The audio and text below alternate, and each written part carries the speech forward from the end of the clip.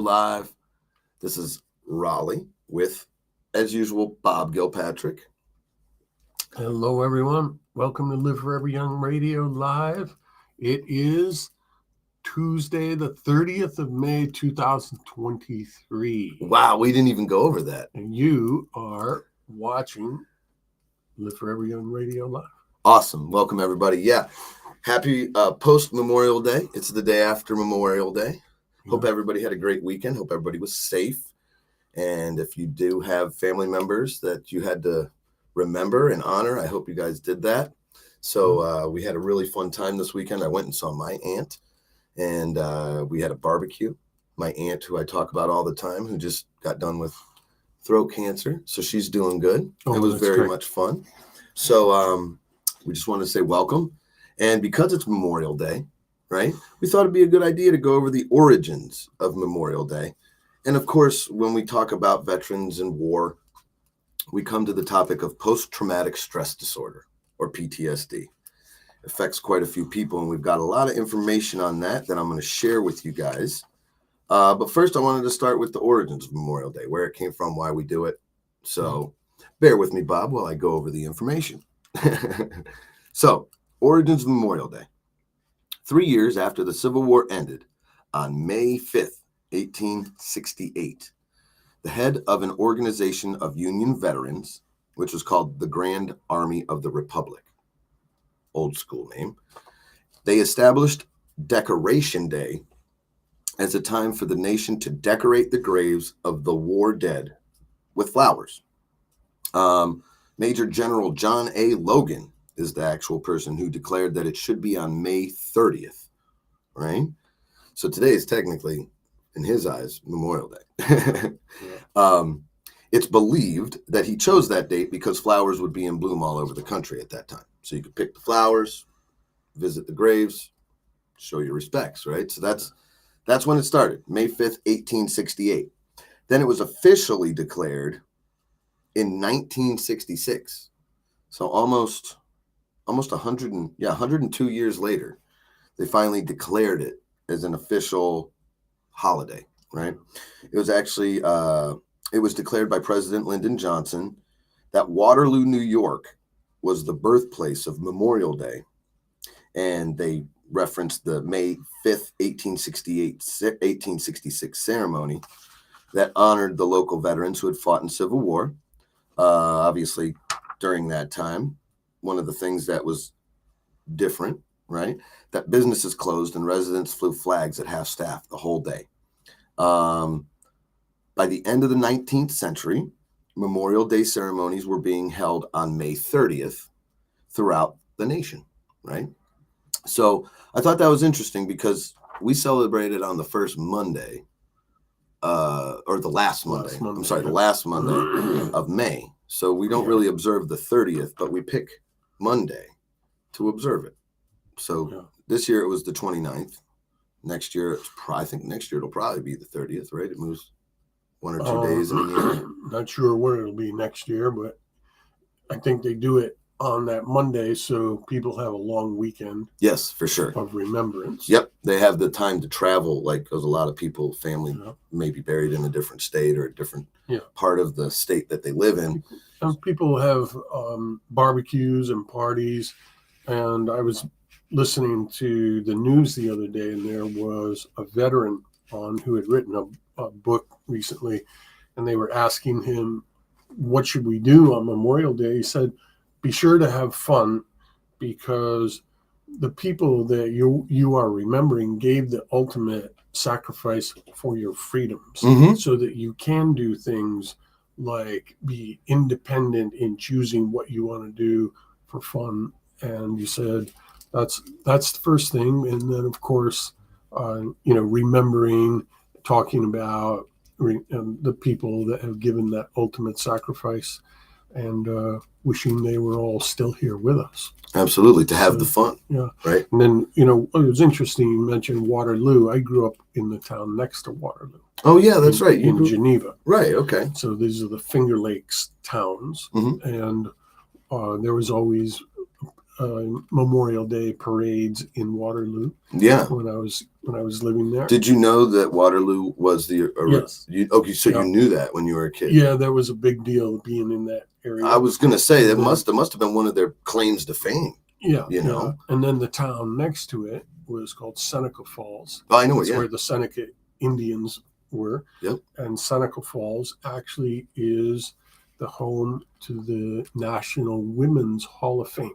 Cool. And I was there one day when Saint Cabrini, who's the first American citizen to be made a saint. Mm-hmm. I was there with the nuns of the missionary sisters who went there that day. I was a chaperone when Saint Cabrini was inducted into the National Women's Hall of Fame. Wow. And I also played baseball there. So after college, I played baseball for what were called the Waterfalls Cardinals, because it was organized between Waterloo and Seneca Falls. Oh. The two cities organized a team in the New York State Semi-Pro League. Cool. And so I was a pitcher for the Waterfalls Cardinals. That's we played cool. in Waterloo. That's cool. Yeah. Man, look at that, Yeah, Bob. yeah. So you were a pitcher, man. You were raining the strikes down on them. Yeah, I was a pitcher. I pitched in the championship game of the New York State League, they called it. Really? And our team won the New York State championship that year that I pitched in that final game. Bob's a professional baseball player. I was a quasi semi-pro baseball player. Hey man, you're close enough. We're calling that professional. Until I tore my rotator cuff in Cooperstown in a game at Doubleday Field in Cooperstown. Really? Oh, that stinks. Yeah. They didn't have all that rehab back then, did they? No, that was in the 1970s, Mm. and they didn't have surgery or anything like that. So that was just oh it, no. But that's but part of that whole thing, you know, apple pie and baseball and USA, right, is all from the people that sacrificed their absolutely lives the ability to play for baseball, freedom. right? The ability to play baseball, the ability to be free in this country, and that's actually really cool, because when you think about it, the people who have sacrificed to give us this is something that a lot of the times they're out of sight, out of mind. And that was the big deal about Memorial Day, and technically Decoration Day at the first time, that they didn't want to forget even the Confederate soldiers. Actually, when they did Decoration Day, they actually strewed the flowers on Republic and Union soldiers' graves. So it was a time to kind of put that part of our country, that history of our country, kind of to bed. But never forget it, because you can't forget where you come from or you're doomed to repeat it. You know what I'm saying? So anyway, one of the things I brought up, it's actually funny. I don't really think I knew this until I read this, but some states actually have Confederate Memorial Days. So many of Southern states have their own days for honoring the Confederate dead. Mississippi celebrates Confederate Memorial Day on the last Monday of April, so about a whole month before. And then Alabama on the fourth Monday of April, and Georgia on April 26th. North and South Carolina observe it on May 10th, and Louisiana observes it on June 3rd, and Tennessee calls June 3rd that Confederate Decoration Day.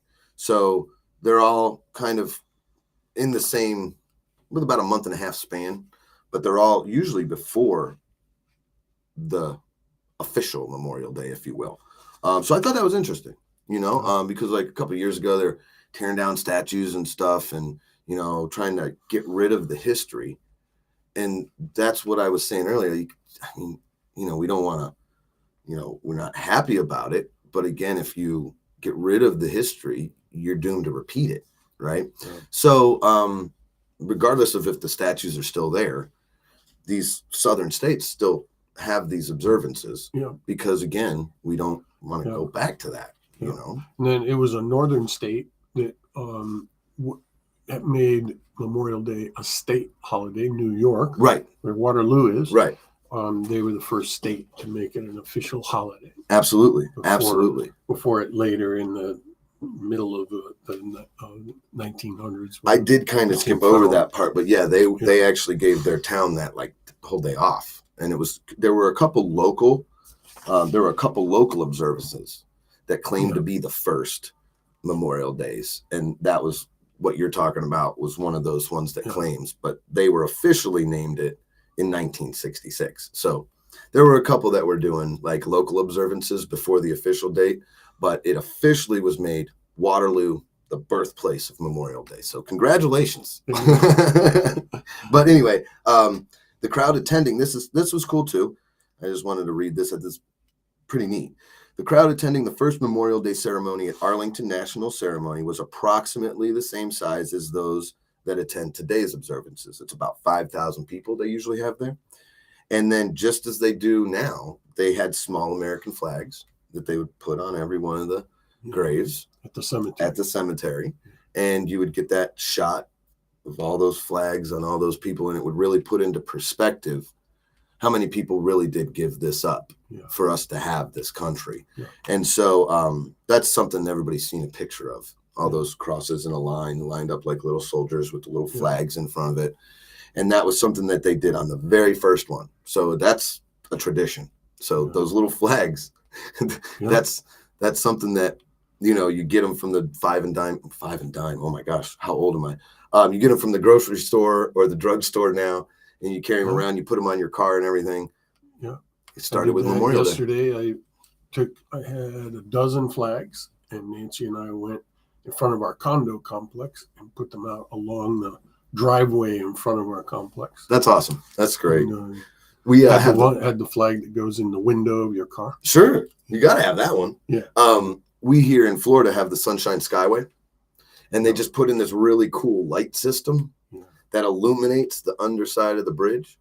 And so over the weekend, they had red, white, and blue stripes along the whole Sunshine Skyway. So that's pretty cool. Yeah, it is. I can see that from my condo, from the balcony of my condo. I can see that light display. That's right. You live really right cool. There, don't you? Yeah. That's crazy. That's awesome. Well, anyway, so I just wanted to go over some of the origins of it. I thought that was really neat to share with everybody, because I don't know if I really knew all that. You know, I don't think I did. You know, I know that I knew that May 30th was the official first day, but I didn't know that it went all the way back to 1868. Pretty cool. Anyway, so along with war comes PTSD, post-traumatic stress disorder. We've talked a little bit about this in a show we did a couple years ago, but I wanted to go back and see, you know, there's an organization we talked about in there it was called the PET Effect at the time. But I wanted to get an update and see how they were doing, because the PET Effect is a group that had done studies on how having a pet for a veteran or anyone with PTSD is helpful. So before I get into that and give you the update on what's going on with the PET Effect, just real quick, Bob, we know what PTSD is, but for, you know, having a definition, it's post-traumatic stress disorder, anxiety disorder that can result from a traumatic event. We did a show, Beyond Massage Therapy, that deals with craniosacral and different techniques that go beyond massage therapy that can help with PTSD and things like this. So if you guys haven't seen that one, go check that out at boomerboost.com. We're going to go into a little bit of the techniques that we went in there at the end and give you some really cool tips on how to deal with PTSD. But one of the things I wanted to kind of go over is the symptoms, because a lot of the times you think PTSD, okay, well, if I don't have it, what do I need to look for in a person that has it to know if they need help or to leave them alone or whatever needs to happen? So while all survivors usually react differently, there's three main symptoms of PTSD. The first one is re-experiencing, and that's basically feeling like you are reliving the traumatic event through flashbacks, maybe a night terror or dreams, or intrusive thoughts, kind of just jump in your head out of nowhere. That's called re-experiencing. And the second one is called avoidance, which is what it sounds like. Intentionally or subconsciously changing your behaviors to avoid scenarios that associate yourself with the event or the whatever the traumatic event was. You kind of go out of your way to avoid anything that's like that. And then it also comes along with losing interest in activities that you used to enjoy. because maybe some of those activities are in an environment that triggers your PTSD. So people tend to get depressed too because they can't really function. And then the other one was called hyperarousal. This is the third one. And it's basically feeling on edge all the time, being nervous, like kind of freaked out all the time. And it comes with poor sleep. We've talked about how bad not sleeping is in plenty of other shows. Go check those out. Tips for Better Sleep's a good one to watch. Being easily startled or prone to sudden outbursts, right? Out of nowhere, you just kind of freak out. So those are the three main ones, right? And of course, because there's so many more traumatic events in war, PTSD is slightly more common in veterans than civilians. I got some stats here, though. It's not as big of a gap as you would think, right? So at some point in their life, 7 out of every 100 veterans, or 7%, will experience PTSD. Now, in just the general population, Bob, check this out. And I think this might have gone up since they did the study with the pandemic, because I believe this was done before the pandemic. In the general population, 6 out of every 100, so only 1% less, 6%, will have PTSD in the general population. So it's like PTSD affects everybody, because there's family members that are tied to those other percentages that have to help and that are affected by it, So it's kind of weird when you look at versus male veterans. Female versus male veterans. Females are actually higher. 13 out of every 100 females veterans has PTSD. And then about 6 out of every 100 males veterans have PTSD. So it's kind of crazy how traumatic events would affect, women differently, men differently. And then in general, the population who's never been to war, 6% of us have PTSD. It's kind of crazy when you think about those statistics. Yeah. Right. So what do we do? Right. Mm-hmm. How do we deal with that stuff? It's such a prevalent problem, especially when people come back from being deployed too. Even if they don't get injured, people get back from deployment. Post-deployment syndrome. Exactly. So one of the things that I wanted to give you guys an update on was the pet effect. If you guys checked out our podcast on, it's called Helping Heal the Mental Health of Our Veterans, or Helping the Mental Health of Our Veterans is the name of the podcast. And we talked about a group called the Pet Effect. And that was about 2-3 years ago. Well, since then, they've created an organization called the Human Animal Bond Research Institute. So they're actually doing a whole bunch of research. And, the first thing they started with was this little study. They called it the Pet Effect. And then they continued to kind of do more research on the bonds that are created between humans and animals. And they have actually assembled scientific evidence that can demonstrate how pets improve heart health, alleviate depression, increase well-being, support child health and development, and contribute to healthy aging, which is what we're all about, Bob. Right? Yeah. So I was like, cool, man, this is great. So they took that idea that they had a couple years ago and really fleshed it out. And it also says companion animals can assist in the treatment of a broad range of conditions, not just PTSD, but including Alzheimer's disease, people with autism. And one of the really cool things is that it all came from the research done with the veterans. So it's branching out to different people, the 6% of people that are in general population. So I thought that was really cool. They've been really doing some good work at the HABRI. It's called HABRI for short, HABRI. Been doing some good work. So I'm really glad I was able to update people on that. That's awesome. Yeah. Awesome. Yeah. And so you're saying, what do we do about it? Mm-hmm. Obviously, having pets, usually when people think of pets, they're thinking of dogs, right? Service animals, or a service dog. And you see them all the time. You see people with them. Mm-hmm. But in the general population, that 6%, there's all different types of things that happen to people. I had pretty severe PTSD when I was a teenager. I was in a major car accident.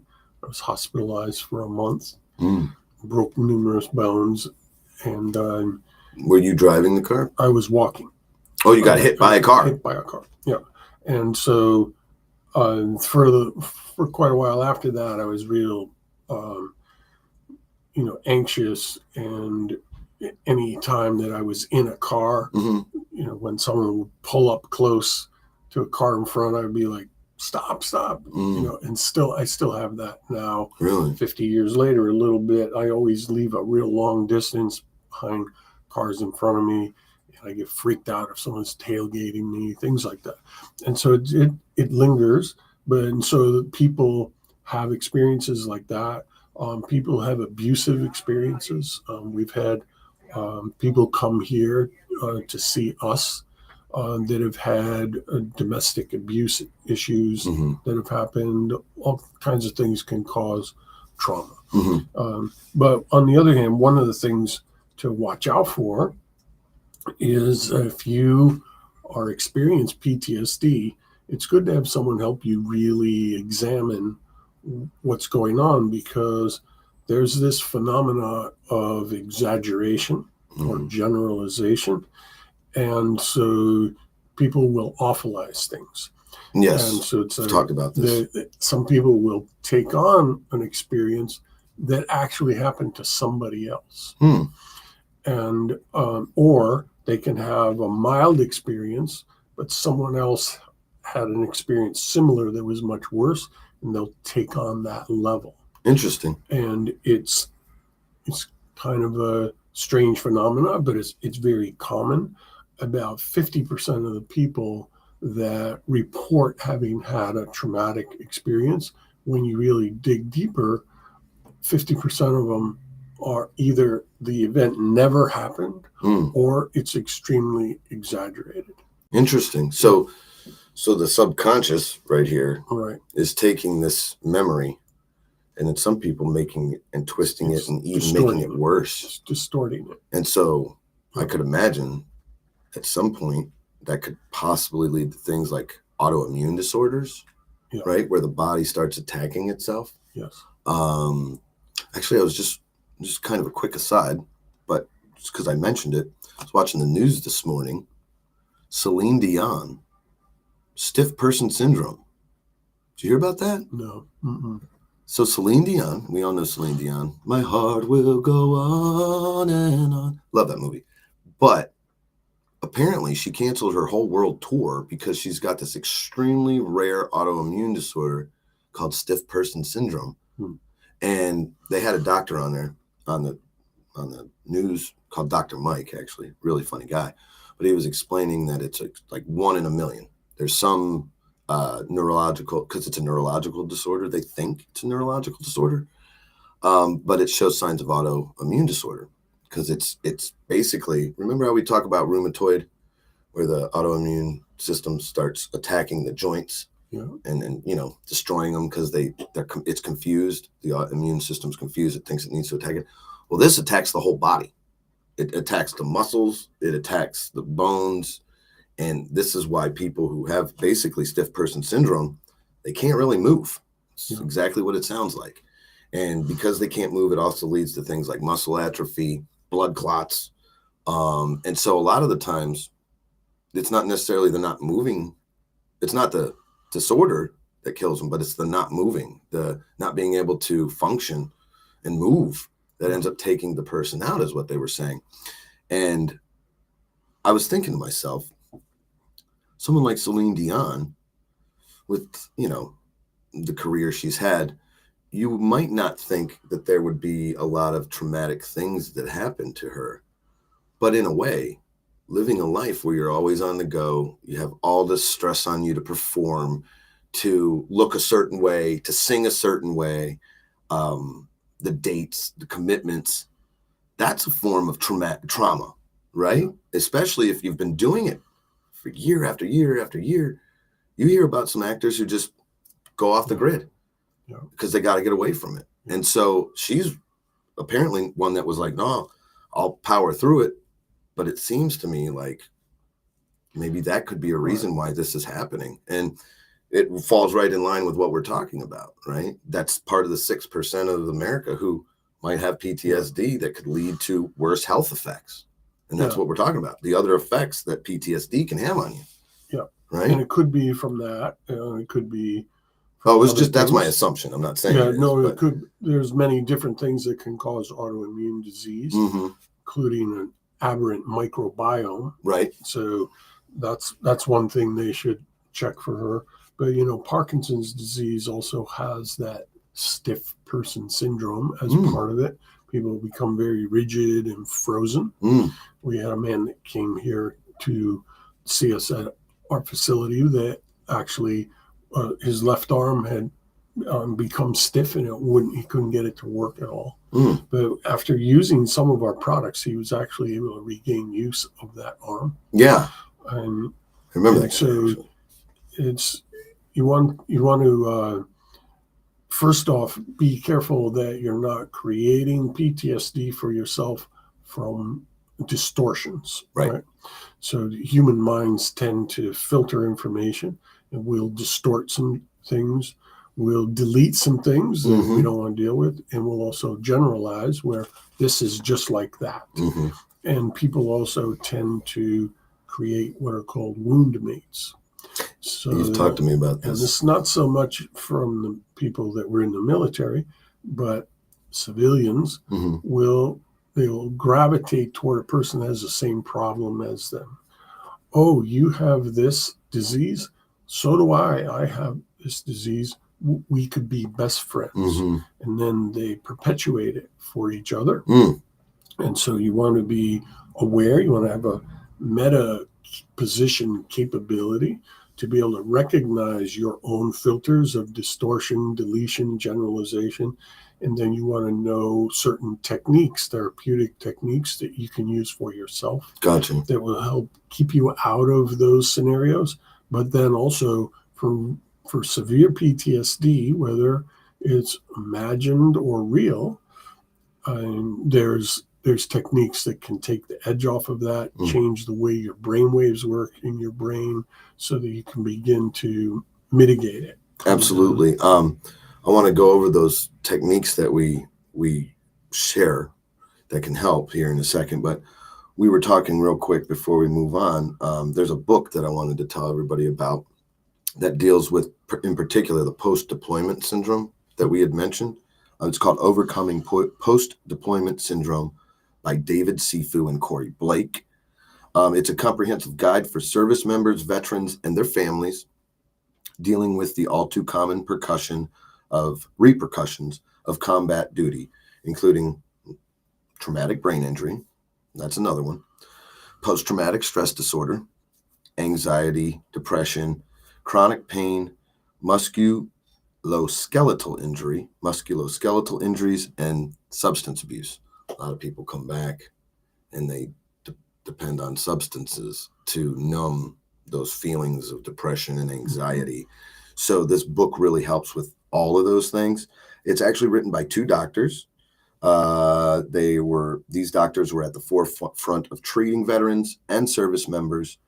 And this book is a wellness handbook that's filled with evidence-based advice, kind of like what we're giving out, exercises and approaches for healing from post-deployment syndrome. So anybody that you may know that deals with that, if they haven't read that book, it would be a great place to start. Yep. And then one of the things that actually, Bob, I'm gonna maybe embarrass you here a little bit, but one of the things that Bob does is he helps run a organization called Project Transition. And Project Transition is veterans. Transition USA. Yep. And it's great, Bob. I want you to go ahead and tell them a little bit about what you guys do there, because this is great. And it was one of the reasons why we decided to do the mental health PTSD podcast 2 or 3 years ago. So tell them a little bit about Project Transition USA, man. Yeah. So in the Tampa Bay area, there's an Air Force Base, MacDill Air Force Base.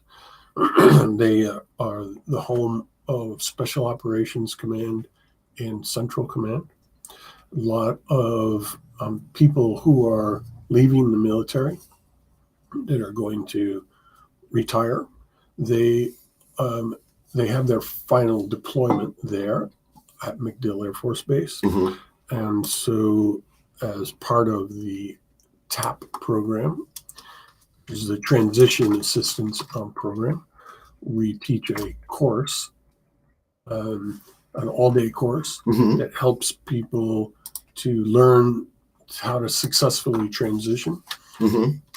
Some people will say that transitioning was the hardest thing that they've ever done. Transitioning into civilian life. Yeah. Mhm. So there's a lot of uncertainty because you tend to lose your band of brothers, Mhm. so to speak. Yep. And being part of a team, part of a culture, Mhm. and now you're kind of going out into the unknown. Mhm. A lot of the people have been in the military their whole adult life. When in at 18, they're coming out at 50, 55 years old. And so they're uncertain, and they have all these skills they developed in the military, but they don't yet know how to translate them for a job in the civilian world. Gotcha. And so we help people do that. We teach them to use LinkedIn to begin to create their new network. Right. So they develop a profile for civilian life and work, and we help them translate their military skills and the names they give those skills into civilian names. That's so crazy. So You would think, and I know it's got to be different in the military, but you would think you'd try to have it somewhat similar to what they'd see when they leave the military. But I guess in a way it can't be, right? And it's fine because we just have kind of like a translation, and people build out their profiles for the civilian. We actually have a photographer, professional photographer there to take their civilian picture because all their other pictures are in their military uniform. Sure. So they get a civilian picture that can go on their LinkedIn profile. Cool. And then they learn to build out their profile and their interests and everything. And then we show them how to connect with people that may be able to offer them a job opportunity using the LinkedIn way of connecting with people. So it works very well. We've been doing it 10 years. We've trained over 5,000 men and some women as well. Absolutely. So men that are coming out, but also military spouses, which tend to be women, are welcome to come as well. I could imagine. And they also need to learn these new skills. And the LinkedIn group, Project Transition USA, has now 11,500 members in that group. Some are military retired people, and some are people that have corporations that hire, they're military friendly. So we organize that. And so the website they can go to is projecttransitionusa.com. Yep. Yeah. And then I believe when you go there, there's stuff you can fill out. Is that correct? And you can have someone reach out to you, or do you reach out to them? Yeah, no, you can do both. Okay. And you can also attend even if you've been out for a while or you're not getting out yet and you live somewhere else. It's not only for MacDill. Okay. Other people are welcome to come. Great. And their spouses. And so you just reach out and request to be. There's right now the classes are filled up ahead of time. Sure. There's a big demand for it. Sure. But we can get people onto the schedule. Amen. And that's great because there was a couple people that I knew that were in the military, younger people too, but they did have a hard time because they're so used to that routine. They're so used to, it's almost indoctrinated in them, doing things this way. And so just being able to make that transition and, like you said, kind of translate that to, I don't want to say real life, but to civilian life, you get lost. I actually remember watching, I don't remember what the name of I think it was the 70s on CNN. And they had a part where they talked about all the military veterans that came back from Vietnam because they were gone for so long. They had a show that they would play that would kind of do this, where if you were in the military and you were just coming back into civilian life, they actually explained things about civilian life to people who were just coming out of the military, and they aired it on TV because there were so many people coming back from Vietnam and having issues transitioning into civilian life after Vietnam, that they actually put a show on for a couple months, I believe.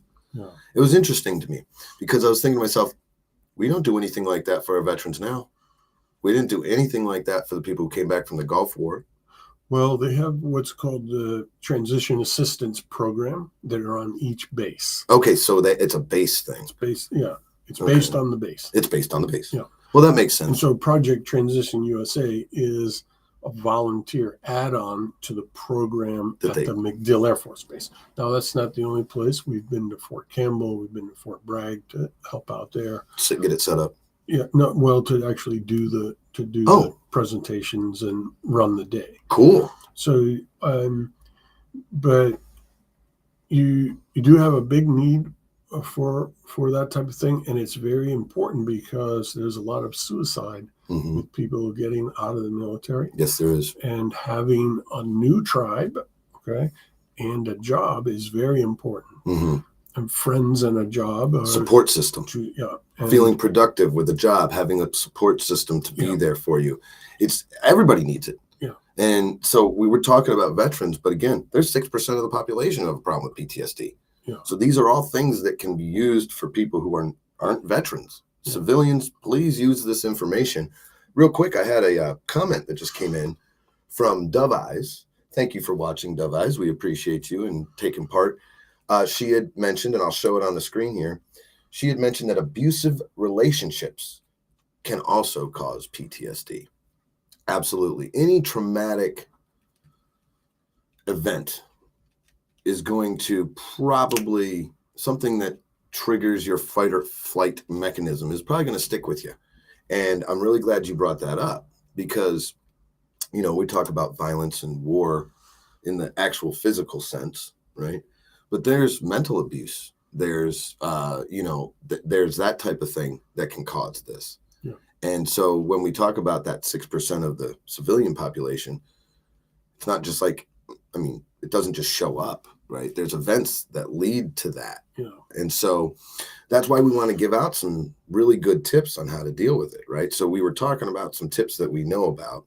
We told you about the organizations, Project Transition USA, Human Animal Bond Research Institute, the book, Overcoming Post-Deployment Syndrome. But what are some of the things we can do? Well, in regard to that book, yes, the author, the first author of that book, David. Yeah. Sifu. He is a very good friend of one of our customers who is a physician whose name we won't mention.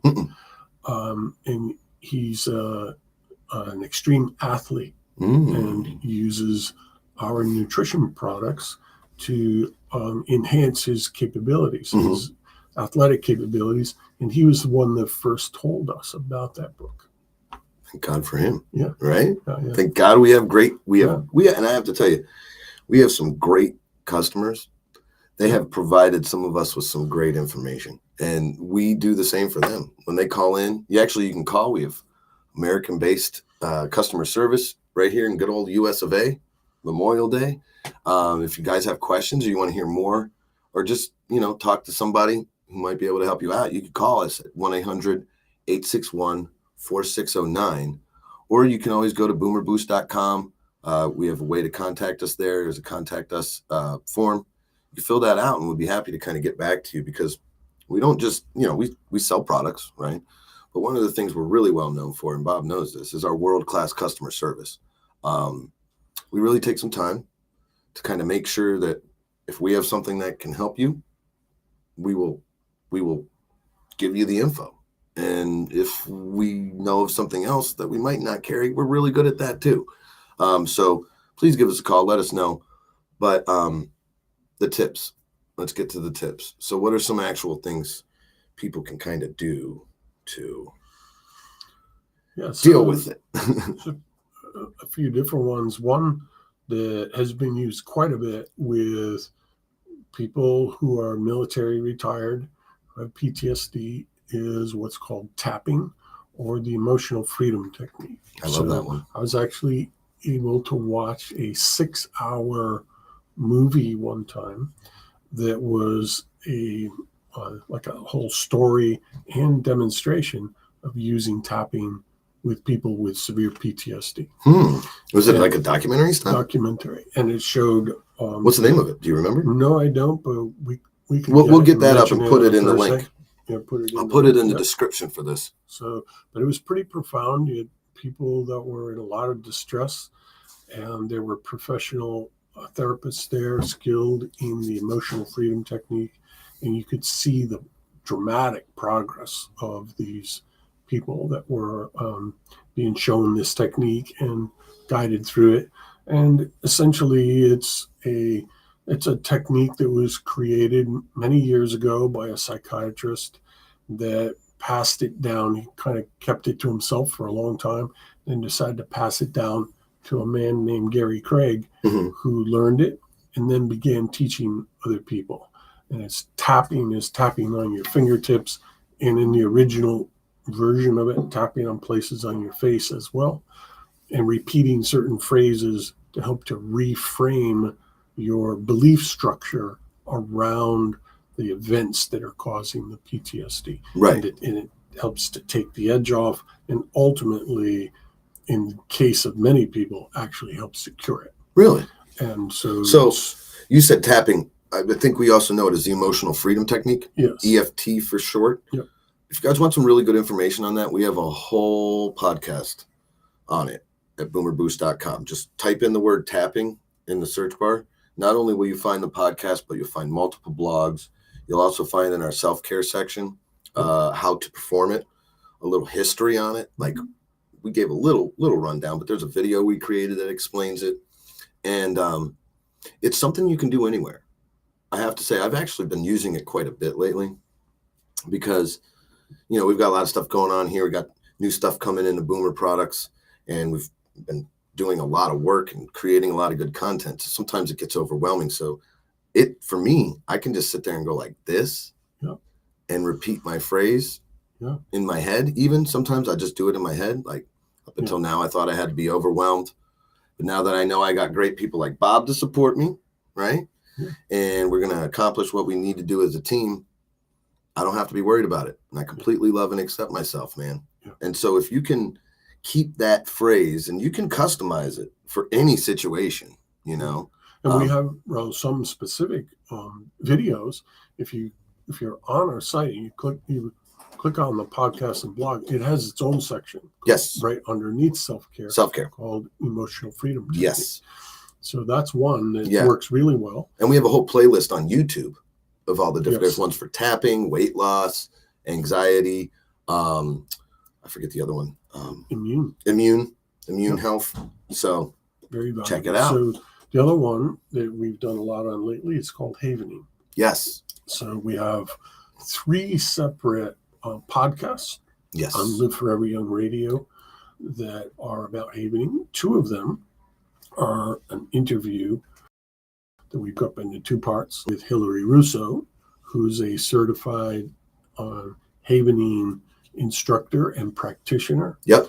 And it's this month in June, she's going to be in Ireland speaking at the International Congress on Havening. That's right. And she's very close colleague and friends with the creator of Havening, a medical doctor, Stephen Rudin, right, and his brother. Yeah, she knows him personally, actually. Yeah. And she has a great story on this podcast on Live Forever Young Radio about what it was like to be with Dr. Rudin when he did havening for her when she first learned how to do it. Really it's a story. Really good story. If you haven't heard it, go check it out. It's called, the first one is called Hug It Out with Hillary.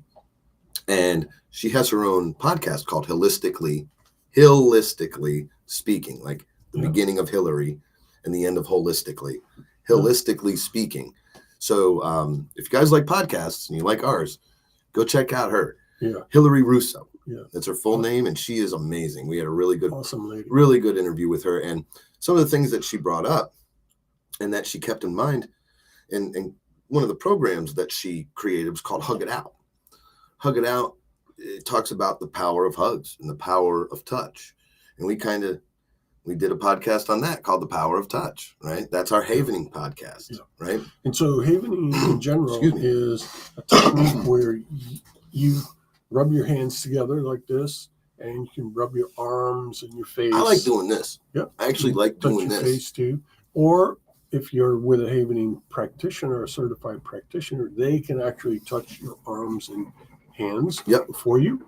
And you use phrases similar to what you use with the emotional freedom technique. Mm-hmm. And this is highly effective, and we know that what it does is it changes your brainwave. So there's part of your brain, the amygdala, that when an event occurs that's reminding you of a previous event, right, creating this flashback, this anxiety, this triggering situation. If you do havening regarding it, it changes the brainwave in your amygdala from a beta wave to a delta wave. And in delta, the neurochemistry does not happen that is giving rise to these feelings, this anxiousness. And over time, you train your amygdala whenever these triggers occur to go into delta preemptively to prevent the anxiety that occurs. Interesting. So it's actually changing the brainwave. The brainwave, yeah. Brainwave. It is. That's great. So, and havening, you're basically rubbing your hands together. Right. And you would say something like, even though up until now, I thought I had to continue to be triggered whenever I heard a loud noise, I completely love and accept myself. And I'm so grateful now that I realize I'm training my brain to be at complete peace, even in the presence of loud noises. Right? You can cross your hands on your heart and breathe in, drop your chin down and relax.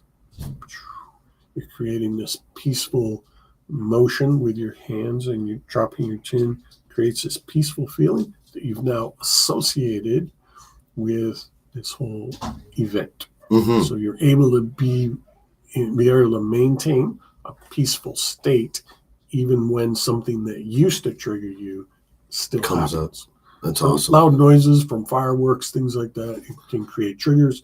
And so that's an example of what you can do. You had mentioned that occasionally when you're driving, because of the issue you had when you were younger, you get a little freaked out.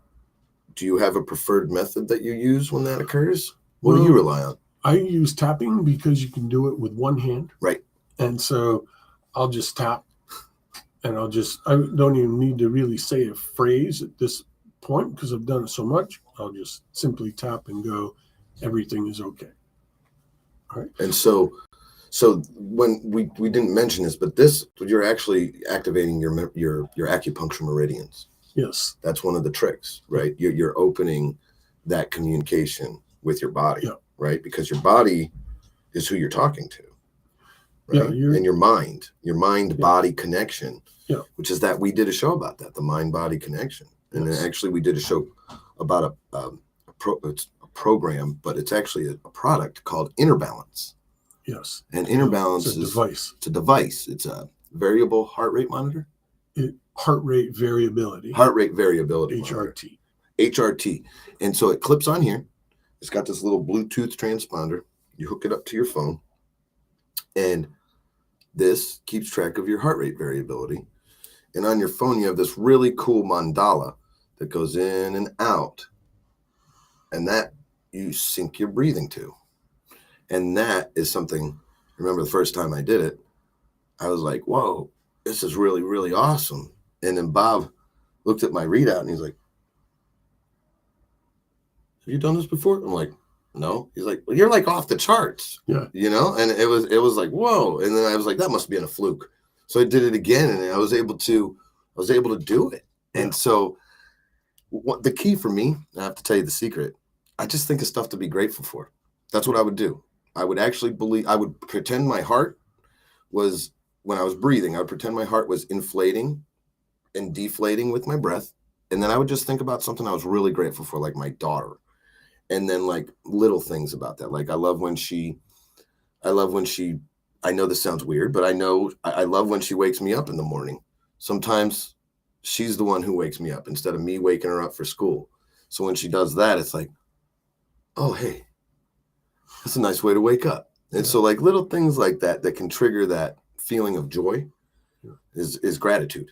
And so when you think of things that you're grateful for, it can really help to make that amygdala connection to your heart. Absolutely. And that great. makes it. And people can learn more about that on the podcast called Finding Your Inner Balance. Yes, boomerboost.com, Finding Your Inner Balance, or anywhere you listen to podcasts, Spotify, iHeartRadio, Apple Music, it's all there. Just look for Live Forever Young Radio. And, what time you got? Wow. Is it time to it's stop? 12. Yeah, it's 12:04, and I know we have somebody coming in at 12:15. We have a guest coming in. We're going to be teaching them probably a lot of this stuff, aren't we? Yeah, we'll see. I need to talk to them, see what's going on, and we'll be helping them one way or another. Yes. So, as we just hopefully helped you guys with some great information, duty calls. I didn't realize it was that late already. I'm sorry. All right. Listen, happy Memorial Day, Bob. Happy Memorial Day. As they say, it's not necessarily happy. So we can say, wishing all of the people who gave the ultimate sacrifice were still here with us. That's great. That's a really good way to put it. Yeah. Thank you, Bob. You always bring that to the table. We'll see you next time. Have fun, you guys.